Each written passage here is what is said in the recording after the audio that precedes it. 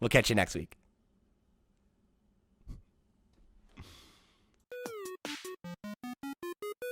What's up, Internet? You're tuned in episode 31 of the FlipScreen Games Podcast, a weekly video game podcast where two best buds from different nations come together to talk about the wide, wide world of video games. I'm your host, Pete and Bessie, joined, as always, by my very good friend and co-host, Mr. Steven Radford. Hello, hello. Hello, Steve. This is going to be an interesting one, because this episode, I think, is going to be the most grab bag episode we've had in a while. I feel like we've had a lot of these like very tight theme episodes. We did a Mario themed episode in celebration of Mario Day, which it is right today. Everybody check out Steve's great t-shirt over on Nintendo Noise. Go check that out. But this week, we're all over the map. We're talking about Elden Ring. We're talking about Horizon. We got some questions from the question blocks. We might even get to check in on our predictions. It's going to be a fun one. I'm looking forward to it. Yeah, we've had the predictions check-in at the bottom of the document for like the last 4 weeks because we've been meaning to check in forever, but this just keeps happening. Busy news, or just like we're playing games and we end up talking about them for way longer than we thought we would. Or do 2 weeks on one game because 1 week we hate it and the next week we're in love with it. What a series, though, right? What a two-parter that episode was, you know. Friend of the show, Max Wright, had tweeted about it and was like, "Oh, I went on such a journey listening to these episodes back to back." He went on an actual physical journey and was listening to it, and was, I guess, presumably listening to me hating on Elden Ring for the first hour, and then tunes into the next episode, and all of a sudden I'm in love with the fucking game. And you're like, "It's my game of the year." Like, yeah. It's the duality of man, you know, Steve. That's we all have good and evil within us, right? So that was you showcasing the two extremes. Now, whether liking or disliking Elden Ring is good or evil, I guess, is really in the eye of the beholder. So, you know, the verdict's out on that one. You'll have to write in and let us know what you think. Mm-hmm. But speaking of writing in and letting us know what you think, there's a bunch of ways that you can write in and be a part of the show. Head over to FlipScreen.games. That's our website where you can, you know, show your support, get involved, do a bunch of other stuff. One of those ways you can show your support is to go over to our Patreon, patreon.com/FlipScreenGames, just like our Patreon producers did for the month of March. They are, of course, Christian Oliveria, Christopher Valenz, Gabriel Hasselmeyer, Mary Berry, Smilky Shake, Wakahula, and Zaid Ida. Thank you all so much for your support over on patreon.com/FlipScreenGames. Y'all are the realest of the real, and we greatly appreciate your support of this fine program. And like I said, FlipScreen.games, you can get links to that and a bunch of other places you can find us all over the web, including our Twitch channel. We're there every Wednesday and Thursday. We streamed our live reactions to Sony's latest State of Play. You can go check that out if you haven't already. We did a little bit of a pre-show where we kind of talked about hopes and dreams. We did our live watch along, and then we did kind of a post-show breakdown reacts with the chat. So if you haven't seen that, if you want to hear our thoughts about all those announcements, go check it out. There's a bunch of great content where you can get wherever you go and, you know, check us out. However you choose to support us. We appreciate you being here and being a part of what we're trying to build here at FlipScreen Games. Thank you so much for tuning in. So, Steve, we're playing the same games we've been playing for the last couple weeks. It is, of course, Elden Ring is the main event. Horizon, you know, shortly thereafter, depending on who you're talking to. Lots of good games right now. Lots of good games taking up our time and competing for our attention. How are you getting on with Elden Ring? I know you are like way further in because it's been like the only thing you're playing, basically, right? It pretty much is the only thing I'm playing. I'm 30 hours into the game now. I'm totally in love with it. I consider this game a true masterpiece at this point. What a world. I get the exact same vibes. I know, right? I get the exact same vibes I got when I first played Breath of the Wild. You're like running around and you're just like, oh, there's something, looks like there's something over there, and you go look and there is something there. Or you look on your map and you're just like, it looks like that might be a building or a cave or something. So I'm going to put a pin on it and I'm going to go and explore and see what's there. And you get there and there's something really fucking cool there, or there's another boss, or there's like a little encampment with a treasure chest in. It's just so fun. I love it. It's amazing. Having such a good time with it. I realized I've totally picked the wrong class at the beginning. I've managed to rejig things, but my one-handed sword, and in the other hand I've got my staff, so I can chop and I can then cast spells. It's great. So no shield. It's the perfect combo. It's the winning combo. Not a shield user. So I'll switch to the shield when I go in with the sword, but often I'll just have my sword and my staff equipped so I can quickly do a jump attack if I want, and then roll back out and hit them from with a ranged attack immediately thereafter. Okay. So it works. It works quite well, to be honest. I recommend, if you haven't checked out magic in this game, check it out. I know a lot of people are against it. Some die-hard Souls people consider it playing like playing the game on easy mode or whatever. But I'm just like, if it's in the game, it's there to be used.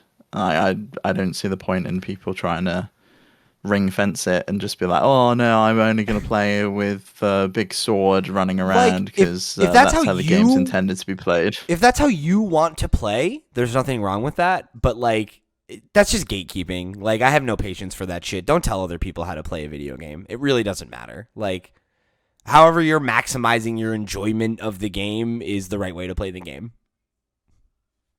Yeah, and I will say this game does a really good job at kind of forcing you to change your play styles throughout. I initially, when I first got my staff, I was using it all the time. But there are some enemies that are just totally resistant to magic, or you'll hit them with the magic and it's not really having any effect whatsoever. And in those cases, you really have to go in with a sword. Dragons, for example, are one specific like use case. You know, you can hit them on their legs, but the way you're meant to kill the dragons is you're meant to wait for them to come down and you stab them in the eye with your sword.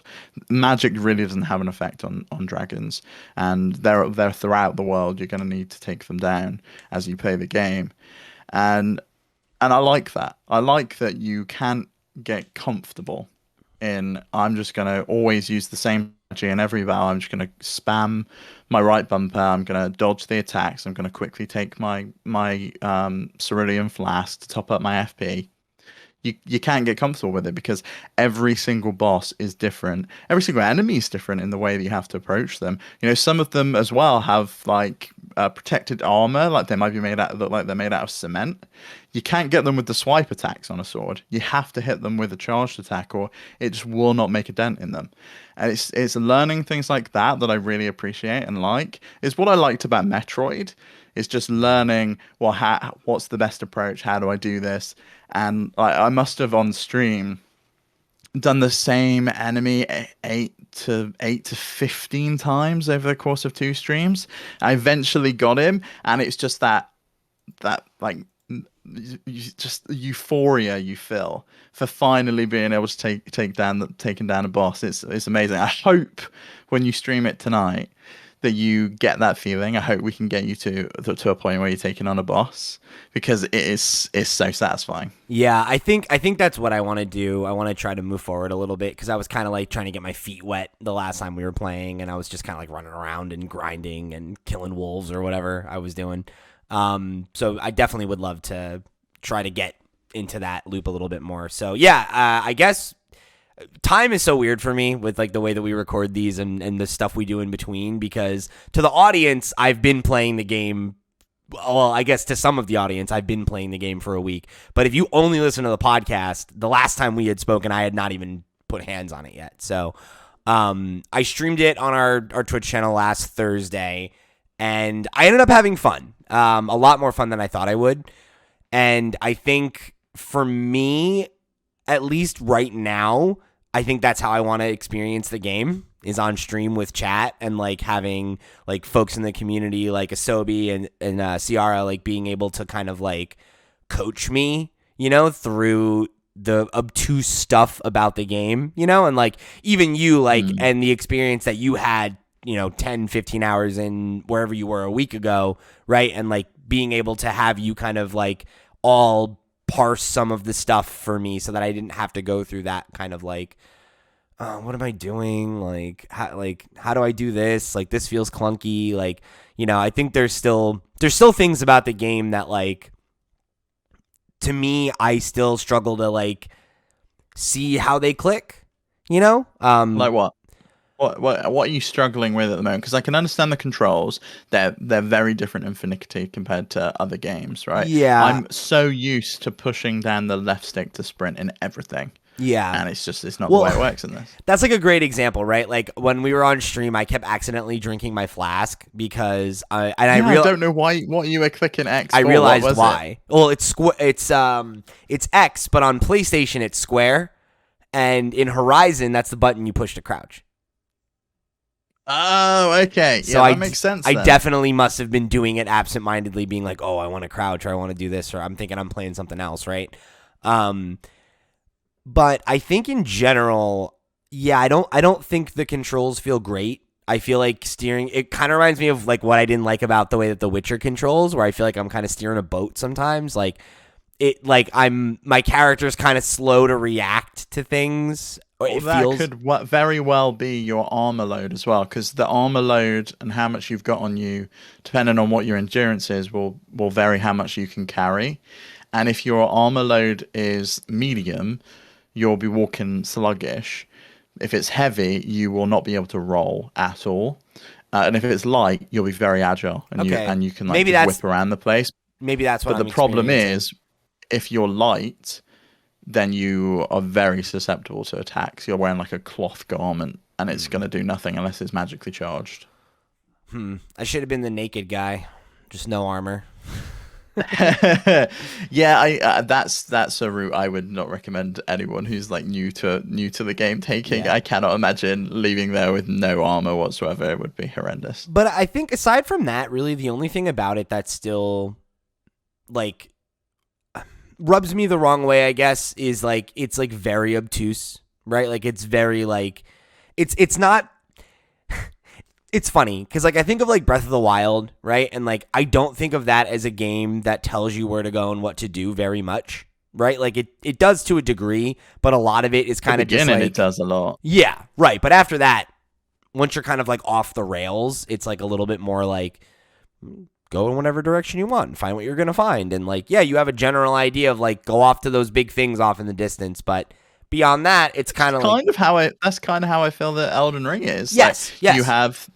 You have the great point, like the grace sites, and they have those golden streams coming off, and you follow them, and it's like dot to dot to dot to dot, and eventually you'll get to the point where the next main quest item like carries on from. And like in that regard, that doesn't bother me, right? Like I'm not bothered by the fact that the game like. You know, because, like, I feel like the conversation has devolved into this thing where it's like, oh, everybody who doesn't like it wants it to be an Ubisoft game, and everybody who does like it is defending the fact that it's, like, obtuse, right? And, like, I think that's fine, right? Like, I feel like I'm kind of somewhere in between those opinions, right? Where, like, I don't want a ton of shit clogging up the HUD. Like, that's definitely not my preference.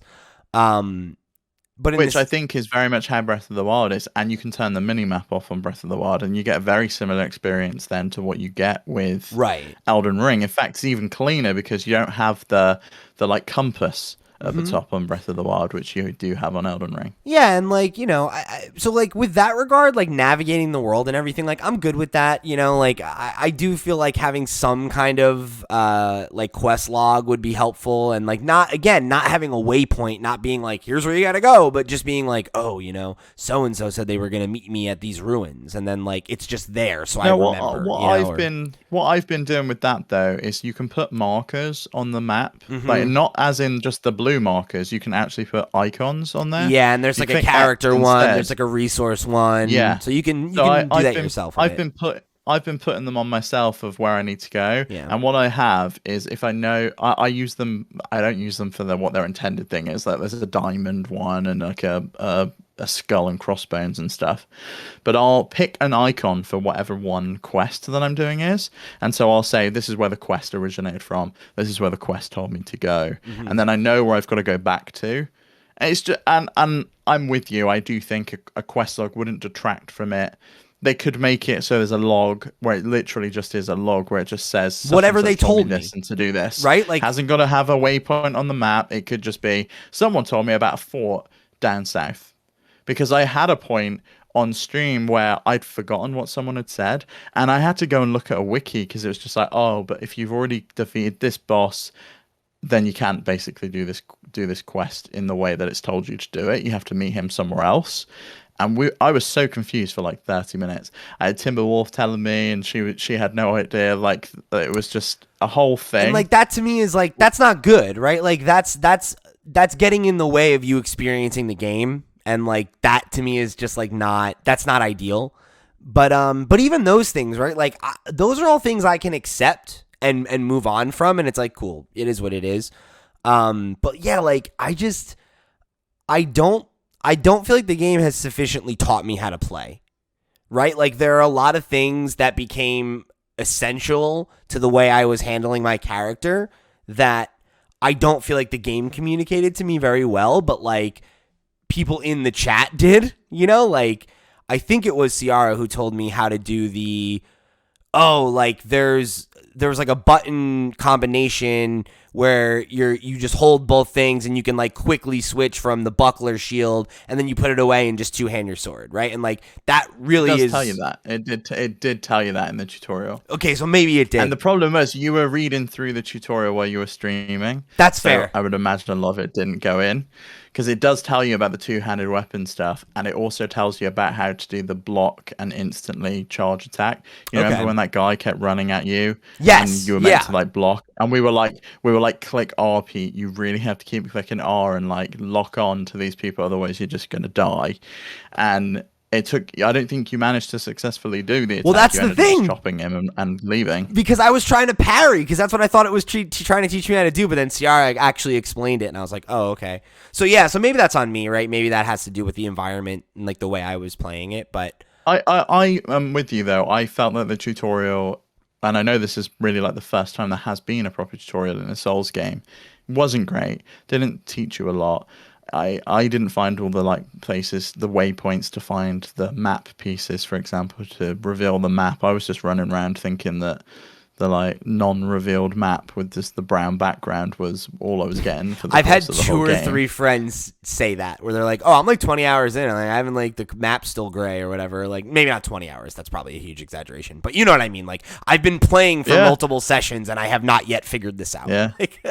I got to 10. I got to like 8-10 hours before like I streamed, and then Tyler was just like, oh, if you go to these like little towers that are on the map, you can pick up the map pieces and it'll reveal the map. I was like, I did not know that. I'm going to go and do that right now.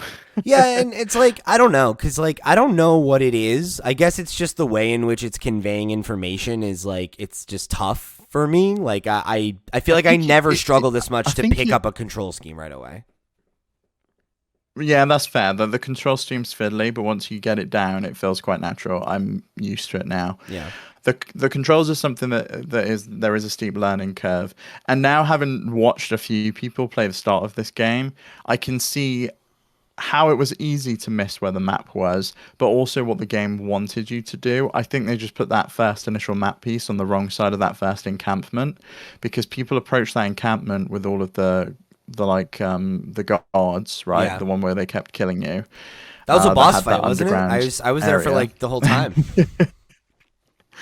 Well, there's so many of them, and you haven't got your horse at that point, and so I know a lot of people probably just walked around it, or snuck through, or I know I was trying to do it sneakily to get the stealth attacks in because I was playing as a bandit and I only had a dagger. So I totally missed it because I was just looking for a grace site, and I wasn't going to be going into the encampment to pick up an item when there was all of those people around. So I think if they'd have moved that to the other side to cater for the fact that we don't have a horse yet, we're probably not going to be able to survive this battle, because this encampment's here to teach you that you can't just run in guns blazing. I do think there is some intent from the game designers to try and say, you need to go steady and you need to be thoughtful in your approach, and you can't just go straight in. Like the tree sentinel, for example, that first boss that you encountered when you left, you're never meant to beat that. Like early in the game, you're 100% meant to come back. And I can imagine some people do beat it first time because they were probably really skilled at Souls games, but it's there to teach you that you can just run away. and that you don't have to beat bosses in And, this like, game. I think where I'm like, not even where I have experienced friction with the game, because I don't know that, like, I would say that this is like something I felt consistently, but like it feels as though, because I can see that, right? Like, and people always praise for their level design specifically, and like the ways in which that like levels, you know, like you'll get through this space and then you'll find this way to kick down a ladder, and then that connects this to this other zone, and like there's like this real thought about how things are built out, which is cool. But I don't know, I guess it's like, as an uninitiated player, right? Like I guess I'm still learning how the game signposts things, because as it stands, like that tower, right? Like, like you were like, oh, go get that tower, and I was like, I don't even know what you're talking about, and it's just like, oh, it's like this black. Yeah, I didn't know them either. It's just like an obelisk, like it's just like this thing that's here, and there's no indicator that I can interact with it any more or less than anything else that's around, and like no, because it's just an item down on the floor, and that item could be anything, right? It's just the same as any item in the game, yeah, and it's pot luck a lot of the time as to whether you get like a herb or you get a golden rune. And I think part of it also for me is like, I don't know, I think it's just the way that I like scan environments sometimes too. Like I know that like I'm pretty confident I have ADHD, right? Like I'm in the process of figuring out, like getting diagnosed for that and everything. And like I know that I sometimes have a tendency to like, I'm like scanning environments and trying to find like, oh, can I interact with this? Can I interact with that? And like the way that the game presents things isn't obvious in that way. And I think that that's another thing that like I have to learn, that lesson that you said of like slowing down and being like, really look and see, like, can I interact with anything here? Is there anything I can find? Like, you know, do I need to go down this stairwell and find this chest down in this basement? Well, I mean, yeah, you have to learn that if there's people around, they're probably there for a reason. Like, what are they guarding? Yeah. Why would there be all of these guards here? You got to think logically, like it's the real world. Like, why would they be here? Yeah, and like I appreciate that. That's valuable. That's not me critiquing it. It's just like I think that there are ways in which I wish it was like a little bit more accommodating, I guess. Like I wish that like the first time that I find that map piece, it's like, hey, this is a thing you should look out for, right? And then I'll be like, oh, okay, good, I learned that lesson, thank you. You know, the fact that the game like asks you to do all of that learning kind of like independently, it's not a bad thing. It's more just like it's very different, and it's something I think I need to like get used to, which is why I think I enjoyed the experience of playing it on stream, because I was able to kind of get coached a little bit and kind of like be like, oh, hey, like this is a way you should be thinking about the game, like as somebody who has played these games before or is farther than you. And I've not, everybody in our community, every friend I have that's playing this game has all said like the only way to get into these games is to have somebody teach you how to play them, which I don't love, if I'm honest, but like I haven't really had anyone teach me how to play. I've had people point out a few minor things, and I think I probably would have found them on my own if I'd have just carried on exploring. Do you think you would have though? Like, do you think you would have kept exploring, or would you have gotten frustrated? Yeah. Oh no, I was still having a great time with it. Okay. I was just under the illusion that that's what the map looked like, and I was just like, oh, okay, this is what the map looks like. Because it's no different to like, do you remember Elder Scrolls 4 Oblivion's map? It just looked like it was parchment paper, and you like moved around it, and it was all like scrawled on with pen. I was just like, yeah, this is fine. I can deal with this map. This is no issue. I thought I was just exploring. And like Breath of the Wild is all brown as well. There's no real detail in it. It's pretty just obtuse. I thought that's what it was. Okay, interesting. Yeah, I don't know. So, I mean, for me, like, I think my initial impressions are more positive than not. Like, there are still things about the Souls formula that, like, I think I'm still in that place you were week one, where it's just, like, I just don't get it yet, you know? Like, it's... We'll get you beating some bosses, and then you'll be into it. And I guess it's not even necessarily to say that I don't get it. It's more like it's just not clicking for me, right? Like it's like, okay, like I see this, I see why someone would like this, but like when I had, and we'll get to this. Well, I think at the moment you can't see it as like a 10 out of 10 masterpiece. I don't think you do see it as that. No. And I think you probably are just like, I don't get it. What are people seeing? Why do people think this is so good? I can intellectualize That's what I meant from when I said, you know what I mean? That's what I meant when I said, I don't get it. I was just like, I genuinely don't get what people see in this game. It just felt like any other game. And the more I played, the more I found, the more every area of that map is filled with something cool to find. And then the fact that you just want to keep exploring, and the bosses are so cool. Like every single one's different. The enemies are incredible. I've had so many moments where I've just screamed out loud, like what the fuck, or like oh my god, like. It's just there's a lot I think of stories for you as a player to create in the game, which is really cool. And I think that's something that I can definitely see the appeal of, is like those water cooler moments of like discovering something and then like being afraid of it and dying and coming back and beating it and then having that confidence, and like that element of it is definitely not lost on me. And like I was having fun playing it, which was something I wasn't expecting. Like, even when I was dying, like, I was laughing, I was, fooling around and like, oh, no, That's the best way. That's the best way to go, is to laugh when you die. I got that tip. I think it was Kirk Hamilton on the Triple Click podcast. And his thing was because he made all of the team as part of their, like, predictions bet when, like, years ago, made them play Bloodborne, I think it was. It may have been Jason that made them play it. And he was just like, the only way I could get through these games is whenever I got killed, I laughed out loud and just like took it in my stride and found it funny. Because you're meant to die. Like, that's the whole point of these games.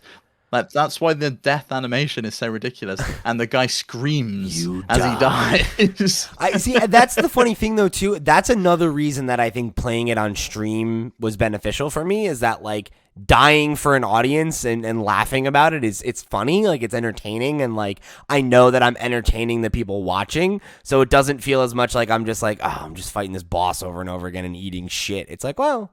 Like, I'm having fun, right? We're goofing around. Yeah, but if you feel like that, if you ever get to a boss and you're like, I'm fighting this boss over and over again and I'm getting nowhere, that's when you gotta go level up. I'm too low level. Yeah. Or I've got to level up, or my items that I'm using need leveling up or changing. That this weapon might suck, and you need to go and figure out how to improve that. Yeah. Which is like also just like not a thing I love doing, if I'm honest. I don't love like very spreadsheety RPGs is like the way I describe it, where it's like, okay, let me compare this item to this item, and this loot, like, this sword has it's quite good though. They give just a grade level, like A to E. That I like. That's fine. You can just look at it and go, this is a grade C for dexterity. This is a grade B for intelligence. That's something I wanted to praise it for. Is I remember there was a point where I was leveling things up, and it was like very, very straightforward about like, okay, when you do this, this will be this is how the stats will change if you do this level. And I was like, oh, okay, this is very like, it's presented in a very, very digestible way of like, boom, boom, boom, boom. Even though I don't really feel like the game told me what all the stats do. I learned that from watching the YouTube video, but that's fine. The game, it does if you click the cheese slices button, and it'll bring up the little help section, and it'll tell you. So okay. I only learned that faith because I was not going to put any points on faith. I was like, I'm not really bothered about it.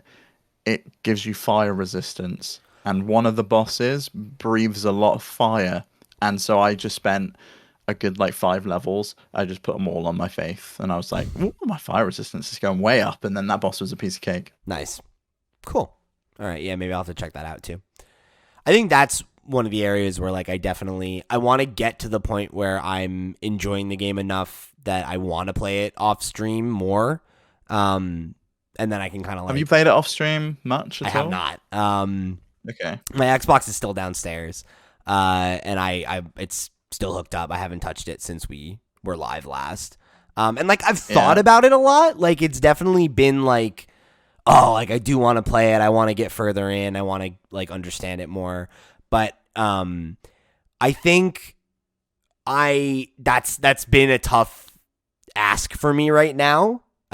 Because like the other game I'm playing is Horizon, and like I just like it more, like, and I might feel differently about Elden Ring when I'm in it, right? But like right now, Horizon's the game I'm in, right? And like that's the game I'm enjoying playing the most and thinking about. And like I've been waiting for that game for 5 years. Like I'm like getting into the meat of the story in a meaningful way. And it's just like it's tough for me to want to pull myself away from that to, for lack of a better word, kind of like force myself to like eat my broccoli long enough that I like the game. You know what I mean? Whereas like Horizon, it was an instant like this clicks for me. I like this series a lot, Yeah. And it's funny, like that actually takes us into, we had got a question here in the question block from one of our Patreon supporters, Matt Murphy, who wrote in and said, do you guys have time for personal gaming outside of the show? I feel like new releases have been nonstop. What are you playing as an escape / for yourself?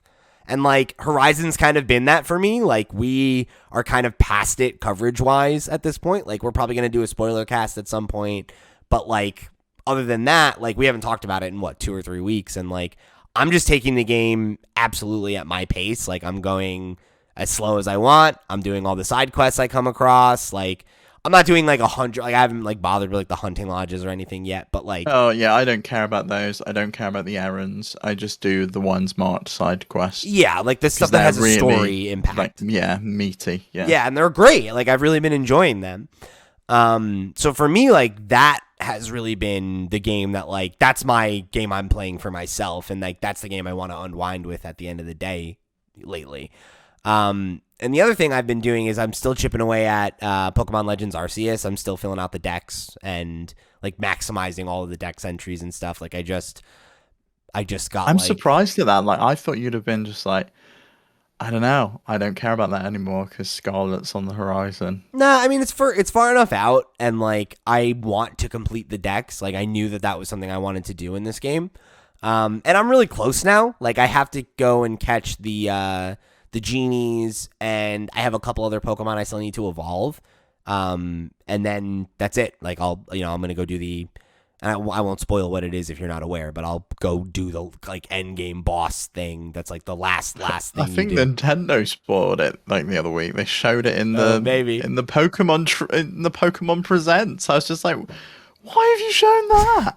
But like I was messing around with the update they did with all like the extra battles that they added and stuff like that. I was messing around with that last night.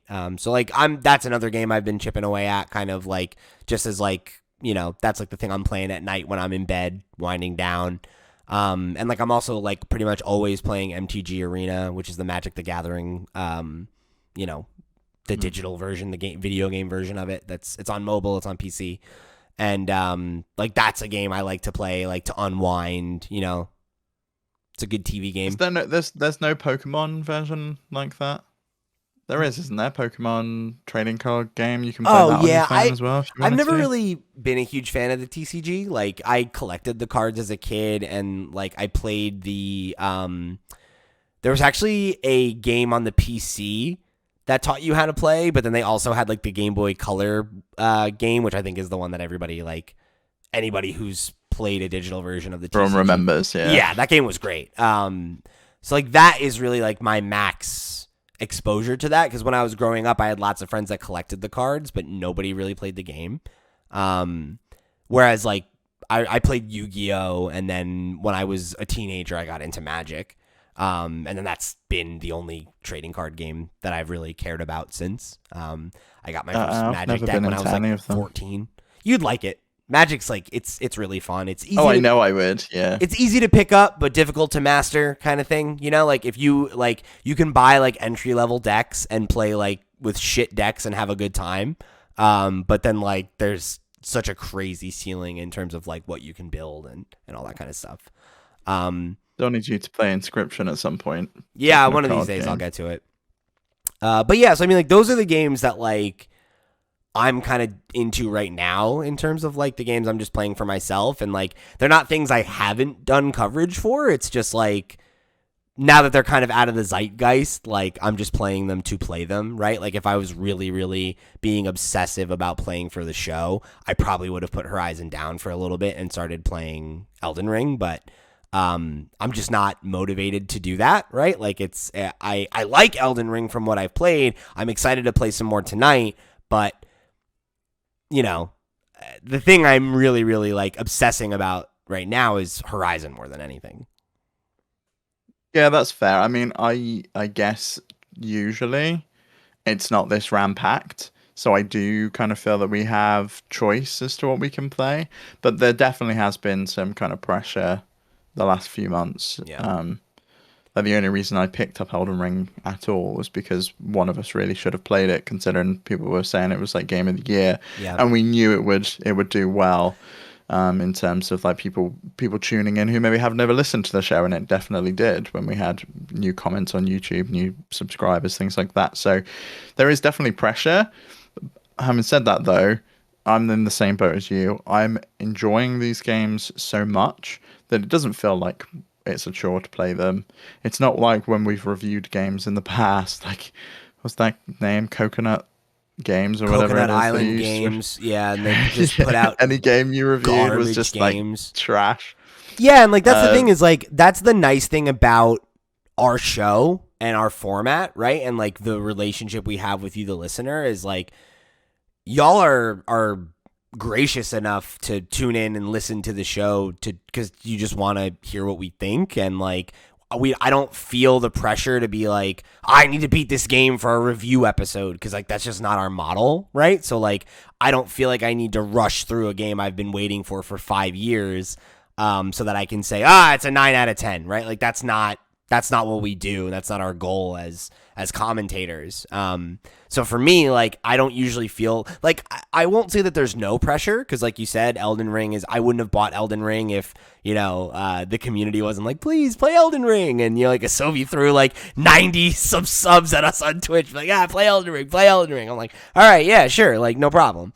And like Metroid, for example, is a game that we only played because of coverage, right? Like I was genuinely interested in it, but the only reason I became interested in it after being like, I don't really care, Metroid's not for me, was because we covered it and we talked to, we had Richard and 10 Mouse on the show, and we talked about, pre-coverage, and then Max came on, and like I got wrapped up in the excitement for that game and was like, I'll bite, like let's cover it.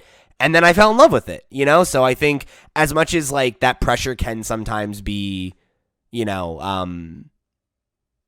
like stressful is probably not the right word, but like games are a hobby, right? Like video games are our hobby, but because we do work around it, there is like sometimes pressure for me to touch on things that like if I was just a regular consumer, I would never even think about picking up.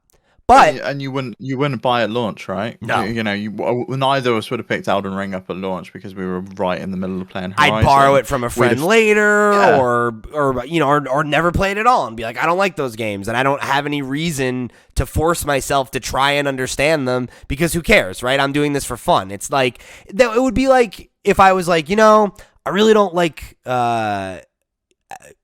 sitcoms, for example, even though you all know I like sitcoms. But, like, I really feel like I should have a broader diet as a television watcher. So I'm going to force myself to watch sitcoms just so I can have an opinion on them. Would be hell to have to sit through Seinfeld or Parks and Recreation. I just can't imagine you doing that. And, you know what I mean, though, right? Like, it's like those are things you just do for leisure, right? So, like, there's no pressure to have a take on something, right? Whereas, like, there is that here.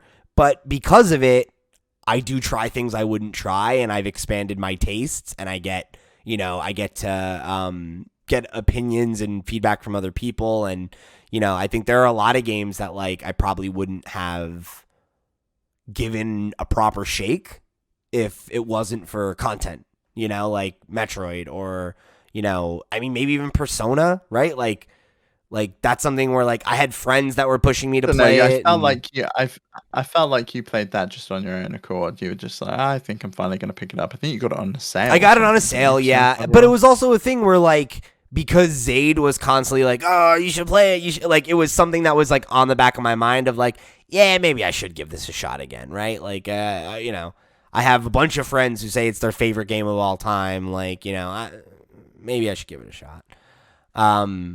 So yeah, I don't know. It's like it's a double-edged sword, but it's not something that I don't often find it to be detrimental, because ultimately, if I don't want to play a game and I say to you, the listener, right, like, hey, I'm not interested in this and I'm not going to play it, like, nobody gives me shit, right? So, like, ultimately, I think it just comes down to what we feel like doing. I'm looking forward to you picking FIFA 23. Look, if somebody wants me to play FIFA, they can buy me a copy, and I'll play it like once, and then be like, this is too hard, and then I'll stop playing it, like what I did with NBA 2K. Yeah, but I'm really looking forward to your definitive review of Mario Hoops 3v3. Yeah, I gotta figure out how to play. You've got to track down a copy of that, yeah. I know. But even then, it's like, I don't have a 3DS with a capture card. I think I need to just, like, buy a copy. You get on Wii U. Get a Wii U. Buy it on the eShop before it's on the Wii U eShop? Yeah, apparently. Oh, my God. Let's go. Okay. Mario Hoops. Wii U. All right, I'm pulling this up, baby. Imagine if it's so good that you keep the Wii U connected, and that's the only thing you play on the Wii U. Is Mario Hoops. Stranger things have happened, Oh, yeah, this was a DS game originally, huh? Yeah. Come on, man. The bottom screen on the... Let's fucking go already. Can we just get a new one? Like, let's... It's a Square Enix game, so it probably didn't reach their expectations. I hate that. So any other games that have been in your rotation, like, that you're not talking about these days, or are you just all in on Elden Ring? I'm all in on Elden Ring. My wind down game at the end of every night in bed is Wordle. I'll do it before I go to bed every single night. I'll log onto the New York Times website, play Wordle. I love it. I love that game. Something about it, and I know it's just a weird little word game that one person made for his wife, which is really cool. I love the story behind it. It's great. Love it. I play that and some Sudoku, and that's it. Beautiful. All right, and then we got another question from one Mr. Zaydita, who wrote in and said, after seeing the Persona 4 Golden intro on my Twitter feed the other day, it got me thinking what some of my favorite intro/music videos to games are. I'm curious, what are some of your favorite video game intros? The intro to that game is so good. Do you remember it, Pete? The like harmonica intro. Yeah.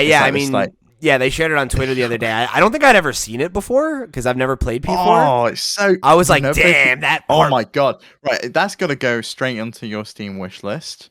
Or it's probably on its way if Zayd's listening. I was saying, I'm pretty sure Zayd bought me a copy already. I'm pretty sure I own that game on Steam. He probably bought it for you, but knowing you probably didn't click accept, so it probably just got refunded. I swear to God I did, but maybe I didn't. I don't know. That's a game I would love to play. I've like thought about streaming that. It's phenomenal. But it's like, again, it's so like, good. Jesus Christ. So I have like 300 hours to play this game. Like, I'll be streaming it for 5 years. It's not as long as Persona 5, and the dungeons aren't anywhere near as good because they're all like mementos. They're all just procedurally generated. They're not like handcrafted. Okay. You're just basically walking down a load of corridors all the time. All right. It says it's only like 68 hours to beat. That's not that bad. Not that bad. Nothing. Easy peasy. That's still really long. If I stream that, right? Like, so if every stream is 2 hours, that would take me 45 weeks. Yeah, but you're going to have to do more than one stream a week to see anything for it, isn't it? Oh, Jesus Christ. Okay, maybe. That's the perfect game for a handheld. That was the perfect game for the Vita. Yeah. It was great. Oh, you mean this? The PlayStation Vita? It's life.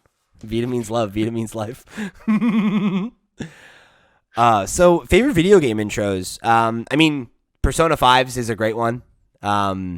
Yeah, obviously. I play that song on Beat Saber all the time. So good. Like bum bum bum. So good. The music in that game just slaps, right? Like it's just that style is so fucking good. One of the ones that always comes to mind for me is the original.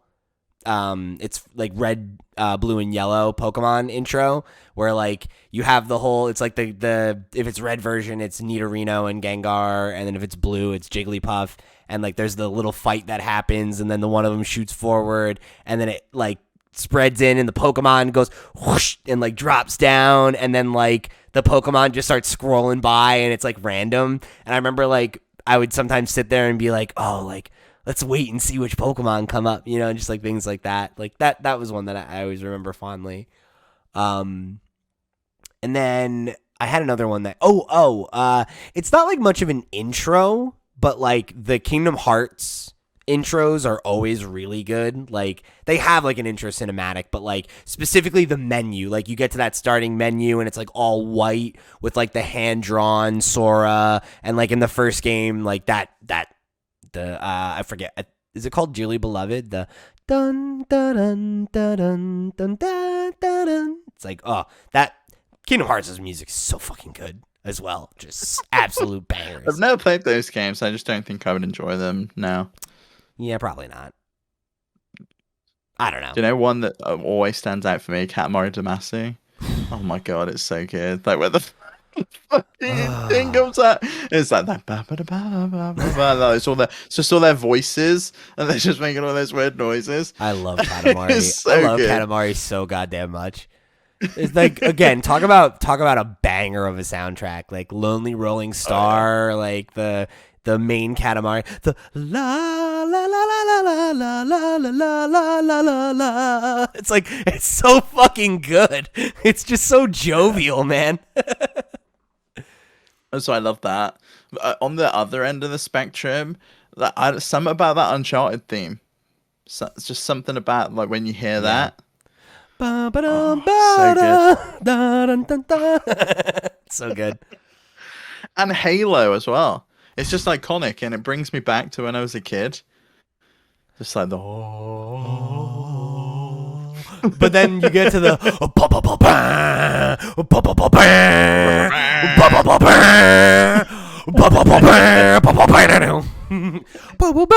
and then like the fucking violins come in. It's so good. It's so good. Absolute banger. Yeah, I mean, you know, lots of good video game intros, lots of good ones. Sonic the Hedgehog as well, where it loads up, you get that Sega, and then it's like shaking his finger and stuff. Yeah, it's good stuff. It's good stuff, Steve. All right. So jumping in to our talking point for this week, we are going to do a little check-in on our predictions. So back on episode 22 of the show, we did our 2022 predictions, where Steve and I both came up with 9 different predictions, as well as one that we categorized. Oh, no, I'm sorry, it's 10. We did 10 this year, and then plus the risky pick. 10 and a risky pick, yeah. Yeah, so the risky pick it's like a thing that we don't think is very likely, but if it happens, we get double points on it. So we figured it would be a good idea to check in on this. We've been talking about doing it for a while. We have a couple updates around some of the things that we talked about. So we'll check in. We'll see how we're doing. It's interesting because right now I have 2 that are just out. Definitely not happening. One that I already have a point. One I've got a half a point. All of yours are still in play except for your risky pick. So yeah, it's interesting. Like I'm on the board, but I also already have some that are fucking bust. So like we'll see what happens. This could be a watch, but who knows? So we'll both go through real quick and we'll read our whole lists. Steve, why don't you go first? So my list, number 1, PlayStation Now and PlayStation Plus will be combined into a single service. And I feel like this one's still likely to happen, right? We still keep hearing about the Spartacus thing. They removed PlayStation Now gift cards from sale. PSVR 2 is releasing this year for $499 and will also work PCs. We've seen the reveal of the hardware. No chance. But we've not seen price or whether it works with PCs or whether it will release this year. Which it won't. There's no way. 3-pointer, right? That's like I can get a third if it releases this year. Yeah. A third if it's like $499, or a third if they announce it works with PCs. So that we'll see. That's worth pointing out too, yeah, that this year we added half points. So like anytime we add an additional detail, it becomes a fraction, right? So like if any of those things happen, Steve is correct. So like if it doesn't come out this year, but they do announce it's going to be $499 and work with PCs, then he'd get 2/3 of a point. So still a lot of opportunity for you to get points there, even if it doesn't come out. But I don't know, buddy. I feel like 2 out of 3 of these are definitely wrong. Personally, which 2 do you think is wrong? The PC one, the PC one, and the the releasing this year. The price I could see being right. You think? Yeah, I don't think they can go higher than the PS5 price. No, I just don't. And I think that was the case with the VR, right? It was around the same price as the base PlayStation. Yeah. So yeah, it was pretty much bang on. That seems reasonable to me, especially with the tech that they've revealed this in there. Yeah, the, like coming under $500 and seems like. I mean, coming further under 500 than that seems like not. I don't know how they could do that without it being a loss maker. And I don't know, maybe they can justify that some other way, but I don't think they can, because I don't think the software sells enough for them to make money otherwise. Right. Yeah. So we'll see on that one. Number 3, Microsoft will release new hardware available through Xbox All Access. Probably won't know until November time on that one, but I'm going to say it's probably looking increasingly unlikely at this point. Yeah, I think the fact that we haven't heard anything about it makes me think probably no, but I wonder if that won't happen. That might be an year. E3 thing. Could be like an E3 thing, like, oh, and now we're doing a new SKU of the Series X, like it's like a 2 terabyte model or a 4 terabyte model that you can now get through Xbox All Access or whatever. Yeah. I think they're going to want a reason for people to upgrade, because they want to keep bringing in those $30 a months. Number 4, a publisher or developer will make a point of saying, and it doesn't include any NFTs during a presentation. We've seen a lot of them doing this in tweets, in press releases, in just like general announcements of games, but we haven't had any presentations yet where this has been the case. I could still see this happening. I still think NFTs have been totally jolted out of the game industry. And this is one where we had discussed it, where it was like, it has to happen at a presentation. It can't just be like the press release thing, because it was like, that's too easy. It's too much of a slam dunk that someone's going to be like, we don't. So have I got half a point because people said it and it doesn't? No, that's what I'm saying. We agreed it has to be. It has to happen at a presentation. Yeah, because it's too like, because like of course somebody said that, right? Like. Number 5, a new Xbox controller with adaptive triggers will be announced. We'll see. Number 6, a new Astro game will be announced. Number 7, Horizon Forbidden West will be available on PC in 2022. Not a chance. That probably should have been a risky pick. Number 8, Activision Blizzard will unionize. I could still see that happening at this point, but I think it's looking less and less likely. Yeah, the acquisition means that's probably a lot less likely, but you never know.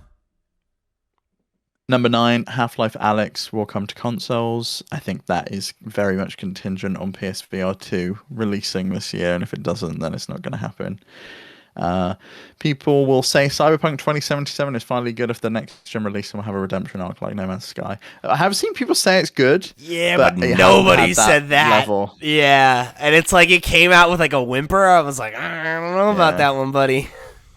And then my risky pick, which is funny now I look at it, was Microsoft will acquire Bungie. So fucking close. Wrong fucking platform holder that I selected there.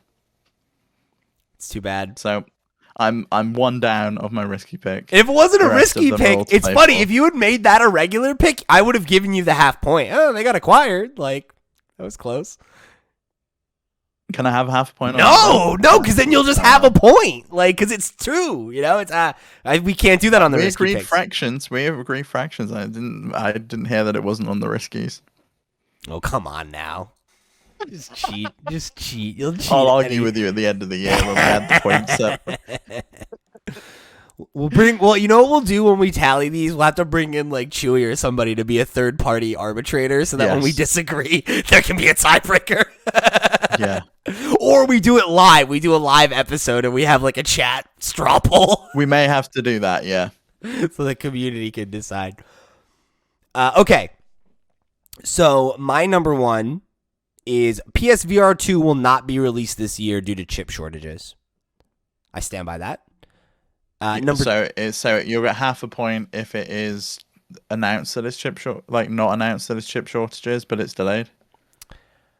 I will probably have to discuss that based on how the news comes out, because I feel like we might not be able to observably prove that, so we might have to just make that a 1 point thing and just take that other, because I don't know that there's any way we can prove or disprove it. And I think we'll know though, it'll be like a Bloomberg article or something right. That's kind of what I'm thinking. Get it through or something, yeah. But I feel like if we get to the end of the year and it hasn't come out and there's been no mention of it and we just don't know, then we'll just chuck that, and because I think that should be the rule. If we can't prove something and it's part of a point value, a multi-point value, you just make it a single point, and it's binary at that point. So then 2 is Xbox will not release new hardware at the end of the Xbox All Access due to chip shortages. Number 3, NFTs will be an extremely common talking point in gaming this year. They will be unpopular with most gamers and largely unsuccessful. Backlash or regulation/pressure from governments will cause traditional games publishers to get gun shy about it in the latter half of the year.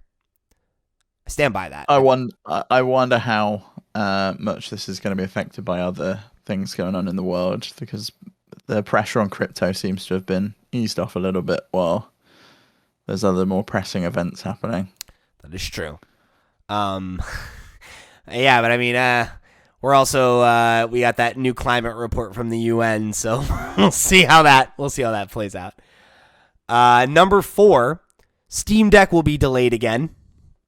Definitely was not. Lost Gabe out on that Newell one. was delivering them by hand on time. It was this close though, right? There was a moment where it was uh-oh, they might not hit it. Yeah, they still delivered them in February though, so yeah, absolutely. And we're still in Q2 now, so even if it was end of March that it wasn't hitting, they'd have still hit, I think. The thing that I want to see is if they end up delaying one of the later pushes, then I'm going to lobby for half points. Absolutely not. They haven't delayed any of them. In fact, they brought people's forwards, which has been awesome to see. I'm keeping my fingers crossed for the first week of April. I get that email. Yeah. Because they send them out every Monday. So I've got 3 weeks to go when I'm in the Q2 slot, and I could potentially be ordering a Steam Deck. I can't wait. Did you see that they've released the Windows drivers for it today as well? Yeah. I saw that today. So you can officially install Windows on it, make this a Game Pass machine. Oh, it's gonna be incredible. You can just dual boot Windows and SteamOS if you want to. That would be perfect. Yeah, that's exciting. Part of me really wants to get my hands on one, and part of me feels like if I get it, I will not ever use it. So I think do you play handheld on the sofa? Mm-hmm. You do. You have a TV game. I feel like it would be perfect for you then. Yeah, I can finally play Inscription. Yeah, you could finally play Inscription. I think I probably would have played most of Elden Ring in that way if I'd have had it. You have it on PC? No, but if I had the Steam Deck, I probably would have bought it there. Oh, that would have been a mistake, though. The PC version's not good, right? Isn't that? Wow, none of the versions are that good. The Xbox version hits 45 frames a second. Yeah, but doesn't the PC version crashes all the time? Isn't that? I thought I just saw it's really they just bad. updated It's really it. bad. Jason Schreier was tweeting about how it's crashing every time he boots it up. Oh dear. Okay, maybe not then. I wouldn't get the PC version. I mean, not yet, right? I'm sure they'll patch it and fix it, but yeah.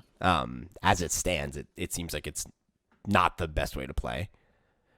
So then number 5, I had Horizon Forbidden West releases on time, half a point. God of War is delayed. Literally nobody in the community, Pete, can believe that you were able to get that across. Here's the thing. You were able to get that. Everybody in the community has created this narrative around this thing as the game. First of all, when I made the prediction, it was not a lock that the game was coming out when it was said to come out. Games get delayed all the time. Uncharted 4 was delayed within a month of one of its proposed release dates. That's not ridiculous. So was The Last of Us 2. Also, Steve has multiple things on his list that are just this thing that number 1, that's a reported thing. That's not a prediction. You're just saying that you think a report is true. Yeah. Well, the OLED, the Switch 4K model, that didn't happen, did it? No, but that's my whole point, though. So how is that any different than me saying, "Oh yeah, this game's gonna come out"? Announced release date, but yes. Anyway, you have it on the board, so you've got your half a point. It's there. You've got it. Yeah. I'm not allowed my 1 point for Bungie getting acquired, but you can have your half point for that one. Oh, don't you? You're such a cheater. You're such a fucking cheater. Number 6. Sony will reveal their first new internal PS5 IP.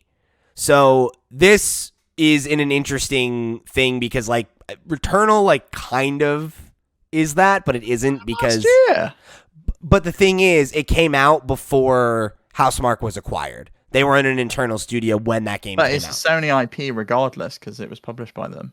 So right, but I said internal PS5 IP. So I mean, we'll see the first new IP from one of Sony's family of studios. So that includes Housemarque now, but at the time it wasn't, right? So it's in this weird gray area. No, you don't get that one at all for Housemarque. Just because that game came out last year. That's my point. Is I'm saying the reason Returnal doesn't count as the first original IP. And that's why this is handball them, yeah. Yeah, I was just explaining this prediction because I could see someone being like, "Oh, well, what about Returnal?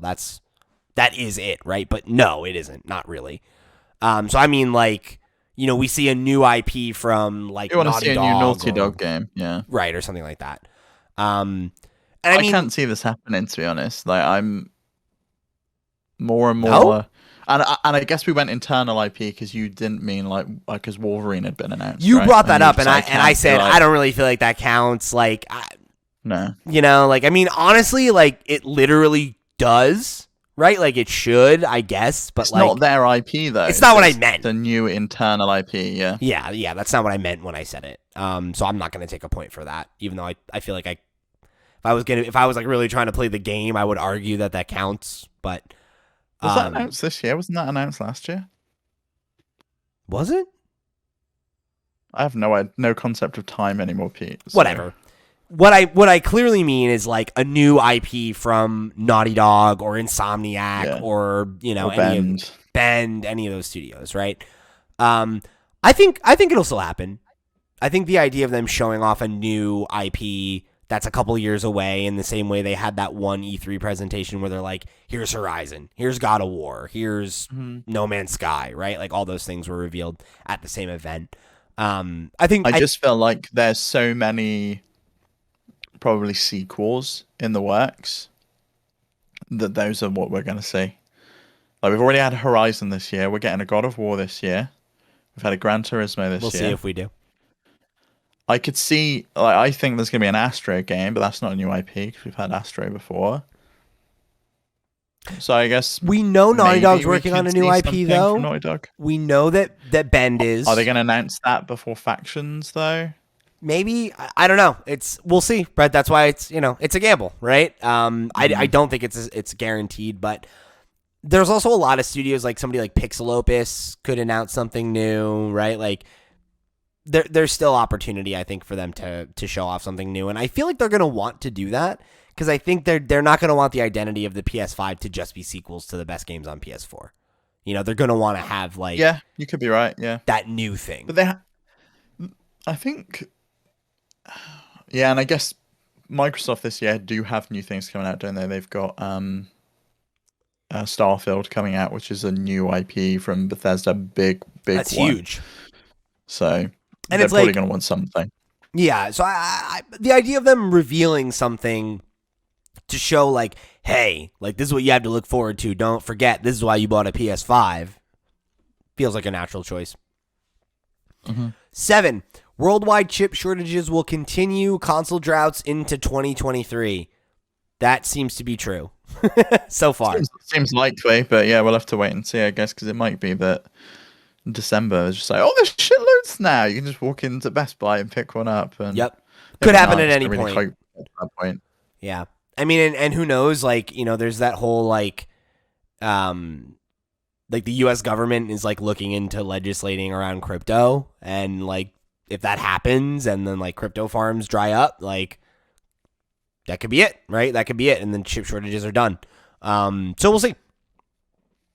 Number 8, both Xbox and PlayStation will make at least one major studio acquisition each. I got that one. Yep, mere weeks apart from one another. It was ridiculous. Although the Xbox one might fall through, because if it doesn't go through, that doesn't count. So then I guess they got to buy someone else. Yeah, I mean, I guess we'll see, right? Like, if it falls through and I get a half a point, I guess I get a half a point. But like, But you still got more points than me. You know, I'm just clutching at straws. That's all. I got 1.5 right now. Number 9, Rivet and Kit will be revealed. It's a Miles Morales style spinoff.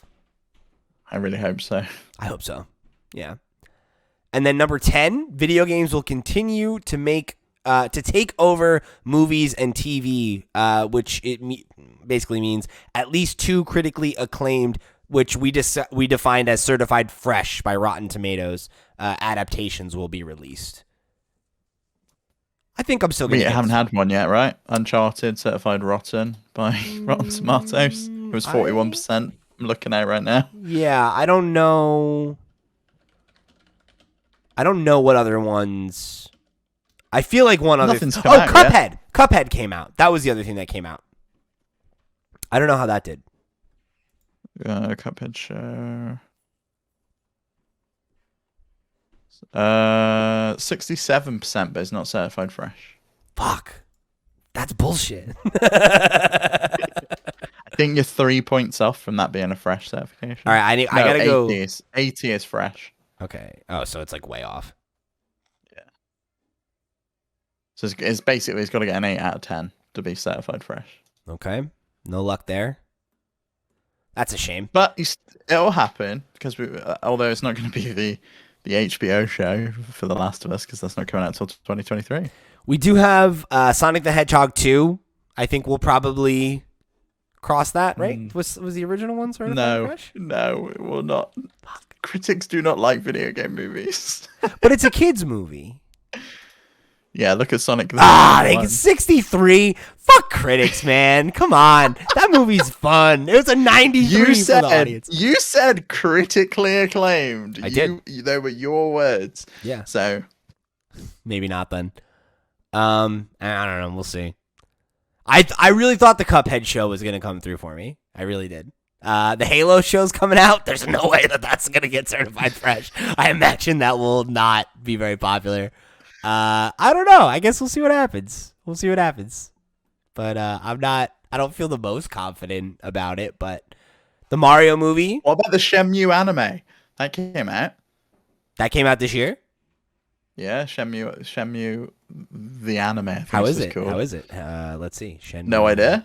But that might be reviewed well. It's called The Animation. The animation, not the anime. I do apologize. That's funny. There's no critical consensus yet. Maybe they wait till it's finished. When did Arcane come out? Damn it, that came out in 2021. That has 100% on Rotten Tomatoes? How good is that show? That's insane. All right, let's see. Season 2. When's season 2 of that show coming out? I don't know. Well, whatever. We'll see about that one. I don't feel super confident, but it could still happen. That's crazy. 100%. Wow, people really like that. And they liked it more than critics. Critics only gave it 96. The audience only gave it 96. Well, we shall see. What's Arcane based on? Oh, League of Legends. Wow, okay. Yeah. Yeah, League of Legends. A lot of lore there. That very few people know. Okay, and then my risky pick, which is already wrong, is Naughty Dog will release The Last of Us factions to coincide with the HBO series. If it's right, it ain't happening this year because the show got delayed, and we've still seen neither hide nor hair of The Last of Us factions. So, yeah, that one's out. Yeah. Thanks, Neil Druckmann. Right? It was you that delayed it just on purpose. You listened to this and you were just like, well, no, I'm not going to give Pete that point. It's like, that cheeky bastard. No way. Yeah, that'd be cool though. Like, right? Like, I lose the competition, but I would I would feel Neil's listening. Well, not only is he listening, I'm in his head, right? Like he's moving a whole HBO show back just to fuck with me. Like, dude, I'm living rent free in your fucking skull. Yeah, right. That's power. That's real power. Like, say what you will, you messed up my predictions, but I messed up your fucking mind, dude. All right, like that's. So who's to say, Neil? If you're listening, hey, I really liked The Last of Us. Loved your games. Loved the games. Yeah, it was a great game. So, hope we're cool. Hope we're cool, Neil. So everybody, as it stands right now, 3 months into the year, Q1 nearly over. The reigning champion continues to reign, 1.5 points. I'm feeling pretty good, gang. I'm feeling pretty good. And not even because I think my predictions are all going to come true, but I'm pretty confident Steve's aren't. So even if I get no more points, I feel like I might clinch it, Yeah, I blame Microsoft and Sony for Sony buying Bungie and Microsoft not buying them, and for Microsoft buying Activision Blizzard and busting that union wide open. Yeah, they really fucked your shit up. They did a number on me. And it was like a week after we did these predictions. I was not happy. That's I think one of the funniest parts to me is like how like within days, weeks of us making these predictions, like there were already, it was like, oh shit, that's out. Uh-oh. Yeah, if we get to like June and all of these are red or green, we'll just have to come up with some more predictions for the second half, I think. No, I don't think so. I think we just call it a wash at that point. It's like, try harder next year, I guess. You don't get a second shot. Imagine like if they're all just red or green, just total like halfway through the year. It would be so funny. I mean, that would be hilarious because it would be like, Jesus, what an eventful year, right? Like we're halfway through the year and everything we possibly could think of has already happened. Jesus, like that's cool. Yeah. Well, we'll have to check in on the Nintendo ones over on Nintendo Noise this week as well. Yeah, I have no concept of how many of those have come true or not. Yeah, and we did the calendar predictions. That one's totally, like, it's already fucked up, I know. Which I felt so bad for Chewie. He guessed the exact right day, and then Advance Wars got delayed. Oh. Which, I mean, like, good choice to do that, but, like, for the context of this stupid podcast that we have. Poor Chewie. But anyway, thank you guys for joining us here in another episode of the FlipScreen Games Podcast. This is a fun one. I hope you enjoyed it. This was like it was nice to have a bit of a free-form grab bag episode. Thanks everybody who wrote in. Thanks for being a part of the show. Thanks for tuning in. Remember, if you want to have your thoughts read on the air, you want to come join the community, you want to show your support over on Patreon, all of the links to all of those things are on our website, flipscreen.games. Go over there, check us out, show your support however you choose to. We appreciate you. Go get some perks and goodies on the Patreon, like One More Thing, or archives of our Twitch streams, Wednesdays and Thursdays, all kinds of good stuff. But however you choose to show your support, we appreciate you. And thank you for being a part of the FlipScreen Games community. So with that, I've been Pete. He's been Steve. We've been FlipScreen Games. I'm going to go play some Elden Ring. Wish me luck. Oh my God, wait. Quick aside. And this is still for the listener, so don't you cut this out. One Matt Murphy tweeted at me because I retweeted our announcement of the stream with a gif of someone pouring a drink. And he goes, oh, is this going to be you die, you drink stream? And I said, you know what? Sure. Oh my God, you're going to be fucking smashed. So make sure you tune in for that, everybody. Every time I die, I'm taking a sip. So we'll see what happens. I hope it's Diet Coke, Jesus. I'll make myself a rum and Coke, and we'll see how far I get. So, wish me luck, everybody. Go check out the VOD if you missed it live. And thanks again. We'll catch you next week.